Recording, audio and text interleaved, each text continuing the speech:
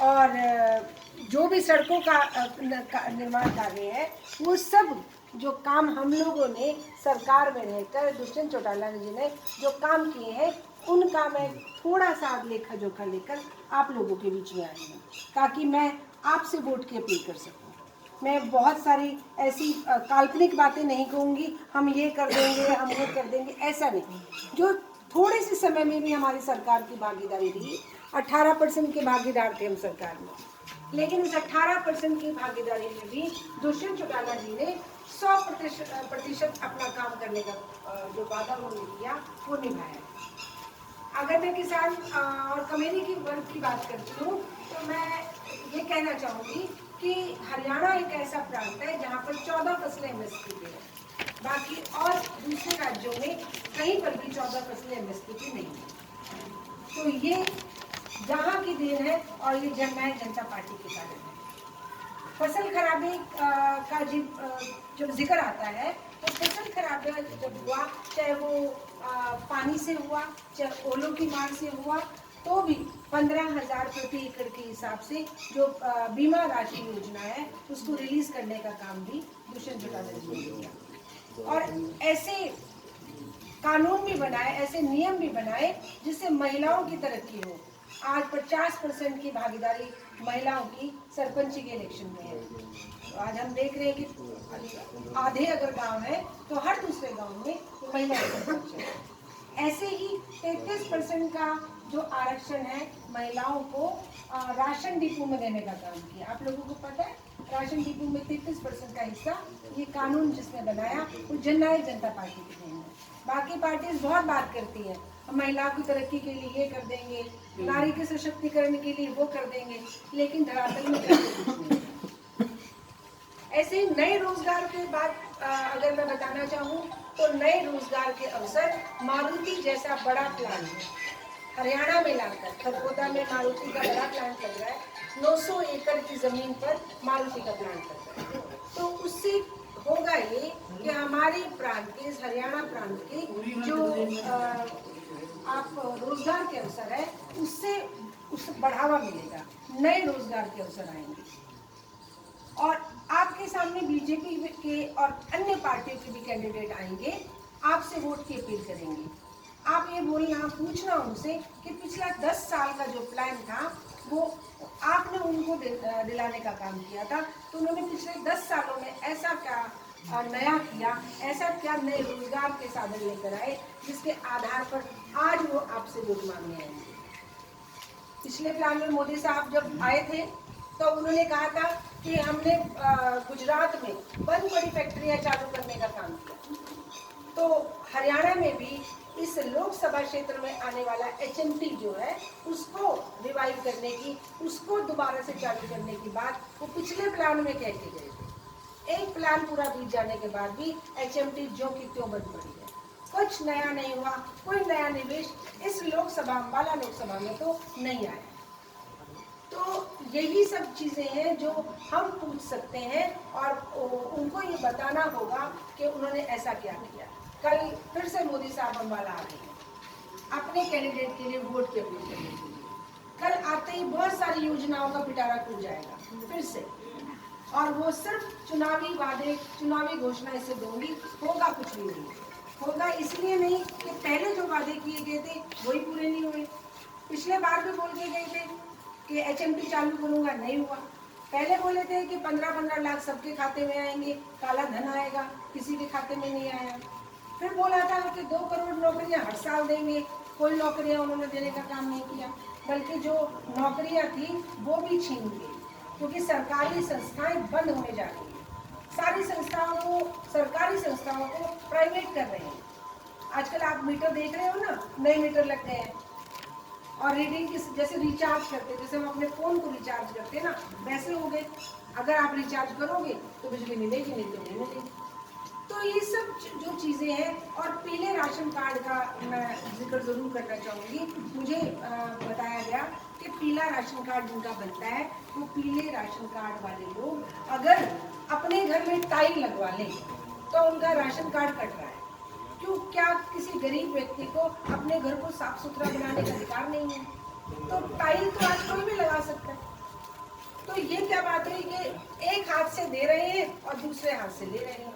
तो ये सारी जो चीजें हैं ये अब सोचने का विषय है। ऐसे बहुत सारे और उन्होंने वादे किए हुए हैं। मैं इसलिए विरोध कर रही हूँ क्योंकि विरोध हमेशा सत्ताधारी पार्टी का होता है। केंद्र में भी भाजपा सरकार है और स्टेट में भी भाजपा सरकार है। डबल इंजन की सरकार ने हरियाणा में ऐसा क्या विकास किया? बुजुर्गों के सम्मान में जो बुढ़ापा पेंशन है वो जन नायक जनता पार्टी के कारण है। 100 रुपए से जो पौधा पेंशन का ताऊ देवीदास जी ने लगवाया था, आज सबसे ज्यादा पूरे देश में सबसे ज्यादा पेंशन हरियाणा में मिल रही है।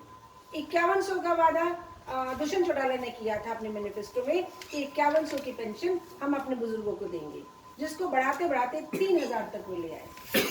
तो आगे भी सरकार आएगी जब भी पूर्ण बहुमत की, 5100 तो पक्का हो जाएगा। लेकिन इस बात का क्रेडिट भी बीजेपी वाले ले लेंगे। वही कहेंगे हमने बुढ़ापा पेंशन 3000 रुपए की है। पर अगर बीजेपी ने की होती तो बाकी और स्टेट भी तो है जहाँ पर बीजेपी की सरकारें हैं। गुजरात में उनकी सरकार है, राजस्थान में, यूपी में, सब जगह कितने स्टेट में उनकी सरकार है, वहाँ तो नहीं है 3000 रुपये। हरियाणा में ही है क्योंकि वो बीजेपी ने नहीं की, वो जन नायक जनता पार्टी के कारण है। तो मैनिफेस्टो में जो जो लिखा, जितनी घोषणाएं की, लगभग सभी को कराने का प्रयास इस 4.5 साल के छोटे से कार्यकाल में आदरणीय दुष्यंत चौटाला ने किया। जब 2018 में दिल्ली में गुरु रविदास मंदिर तोड़ा गया था, तो तब मैनिफेस्टो में लिखा गया 2019 के चुनाव में कि जैसे गुरु रविदास जी का मंदिर वहाँ दिल्ली में तोड़ दिया गया है, वैसे उससे बड़ा मंदिर हरियाणा में बनेगा। ये लिखित था मैनिफेस्टो में और वो काम भी पूरा हुआ। आज पिपली में 5 एकड़ की धरती पर गुरु रविदास का मंदिर निर्माणाधीन है, बन रहा है। तो आज भले ही बीजेपी वाले जाके उसका रिबन काट दें या उसको अपना क्लेम दे दें, लेकिन वो जननायक जनता पार्टी का एजेंडा था, उसके मैनिफेस्टो में था। जो काम हमने शुरू किया, आगे वो चाहे अपना नाम उसको लगा ले, लेकिन ये हमारे जननायक जनता पार्टी की देन है, क्योंकि ये 36 बरादरी की पार्टी है, किसान और कमेटी की पार्टी है, इसलिए सबके हितों का ध्यान रख रहे हैं। और युवाओं के लिए जो 75% का आरक्षण जो प्राइवेट सेक्टर में देने का वादा था, वो भी मैनिफेस्टो में लिखा गया था कि हमारे जो युवा वर्ग है वो रोजगार के लिए इधर उधर मारे मारे ना फिरे। तो प्राइवेट सेक्टर में बड़ी बड़ी जो प्राइवेट कंपनियां हैं उनमें 75% बच्चे सिर्फ हरियाणा के ही लगे, ऐसा कानून उन्होंने बनाया और उसे विधानसभा से पास भी कराया। लेकिन बहुत सारे लोग नहीं चाहते कि दुष्यंत की जो राजनीतिक उड़ान है वो बहुत ऊपर जाए। बहुत सारे लोग उसके विरोधी हैं, कुछ कुछ कहते रहते हैं, लेकिन विरोध के बावजूद भी वो 35 साल का लड़का डटा हुआ खड़ा है, हार नहीं मान रहा, क्योंकि उसकी नीयत जो है वो साफ है। किसी की नीयत और जो नीतियां हैं, पार्टी की नीतियां और नेता की नीयत ये देखी जाती है कि उसकी नीतियां कैसी है, क्या जन कल्याण की है, और नीयत कैसी है, क्या वो समाज के लिए, अपने प्रांत के लिए कितना सिंसियर है। तो इस हिसाब से उन्होंने जो 75% का जो आरक्षण का वादा किया था, वहां से पास हो गया विधानसभा से और न्यायालय में अभी उसमें चल रहा है। और जब वो फैसला होगा, निस्संदेह 75% युवाओं को रोजगार मिलेगा। तो ये अपने प्रांत को आगे बढ़ाने की जो इच्छा शक्ति है, अपने प्रांत को जो आगे ले जाने की इच्छा शक्ति है, वो एक क्षेत्रीय दल बेहतर ढंग से कर पाता है। आपने पिछले 10 साल बीजेपी के सांसद को बना के भेजा, उससे पहले कांग्रेस के भी सांसद रहे, लेकिन दोनों राष्ट्रीय पार्टियां, राष्ट्रीय पार्टियों के जो मुद्दे होते हैं वो बड़े होते हैं और उनके ऊपर प्रेशर भी ज़्यादा होता है, अपने हिसाब से नहीं कर सकते। लेकिन अपने इलाके की, अपने क्षेत्र की जो आवाज़ है, अपने हकों की जो आवाज़ है, एक क्षेत्रीय दल बेहतर ढंग से उठा पाता है। ये बात आप को मैं इसलिए समझाना चाहती हूँ क्योंकि जब सबसे कम उम्र का सांसद बनकर दुष्यंत संसद में गया था और ट्रैक्टर को कमर्शियल व्हीकल की श्रेणी में लाकर खड़ा कर दिया था बीजेपी सरकार ने, ट्रैक्टर लेकर पहुंच गया था वो, क्योंकि उसके ऊपर प्रेशर नहीं था, क्षेत्रीय दल था ना हम, तो बिना किसी प्रेशर के संसद में ले गया ट्रैक्टर। तो वहाँ चर्चा चली, मोदी की गाड़ी के पास ट्रैक्टर खड़ा है, तो संसद में ट्रैक्टर लेके कौन आया? तो पता चला क्योंकि ये कमर्शियल हो गया, इसलिए गाड़ी के बराबर की इसकी स्थिति हो गई, तो गाड़ी ना लाकर ट्रैक्टर को लेके आए, क्योंकि दोनों ही कमर्शियल हैं, कहीं पर भी ले जाओ। तब हकों की आवाज बुलंद करी और उस ट्रैक्टर का जो टैक्स था उसके लिए आवाज बुलंद करी और वो टैक्स हटाकर उसने दम लिया। तो ये है क्षेत्रीय पार्टियों का कार्य क्षेत्र कि वो प्रेशर नहीं मानते। बड़े राष्ट्रीय स्तर की पार्टियां होती तो बहुत सारा प्रेशर आ जाता है। तो ट्रैक्टर से टैक्स हटा, वो कर मुक्त हुआ, जिसका फायदा न सिर्फ हरियाणा को बल्कि पूरे देश को हुआ।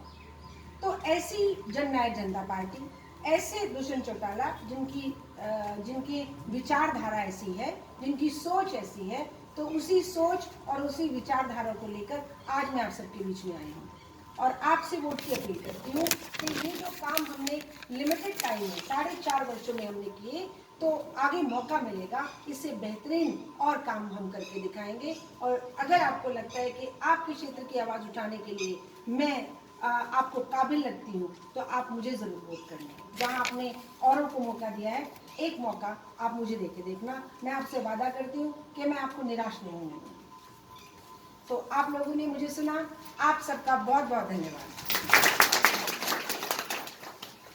25 तारीख को इलेक्शन है हमारा।